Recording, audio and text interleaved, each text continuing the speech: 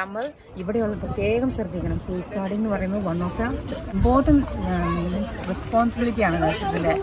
നമ്മളത് പ്രത്യേകം ശ്രദ്ധിക്കണം. അത് നമ്മൾ ഒരിക്കലും മറക്കരുത്. നമ്മുടെ നാട്ടിൽ നിന്ന് വരുമ്പോൾ UK പുതിയതായിട്ട് വരുന്ന നഴ്സുമാർ അവരവരുടെ കോമ്പിറ്റൻസി എന്ന് പറയുന്നത് നമ്മുടെ സ്കിൽസ്, നമ്മൾ എന്തൊക്കെ ചെയ്യാൻ പറ്റും. ഫോർ എക്സാമ്പിൾ IV ക്യാനുള്ള ഇടാൻ പറ്റുക. നമ്മൾ നാട്ടിലൊക്കെ IV ക്യാനുള്ള ഇടും. പക്ഷേ UK വന്നു കഴിഞ്ഞാൽ നമുക്ക് IV ക്യാനുള്ള ഇടുമെങ്കിൽ ആദ്യമേ നമ്മൾ ആ ഒരു കോഴ്സുണ്ട്, ആ കോഴ്സ് പാസ്സാവുക. അത് കഴിഞ്ഞ് കഴിഞ്ഞിട്ട് കോഴ്സ് പാസ്സായി കഴിഞ്ഞിട്ട് നമ്മൾ അതിൻ്റെ കോമ്പിറ്റൻസി സൈൻ മേടിക്കണം. അതിന് ആദ്യം നമ്മളത് ഓരോരോ പോളിസി അനുസരിച്ചിട്ടും ഓരോ ട്രസ്റ്റിൻ്റെ 3 times 5 times ഒക്കെ നമ്മളത് ചെയ്ത് കാണിക്കുക.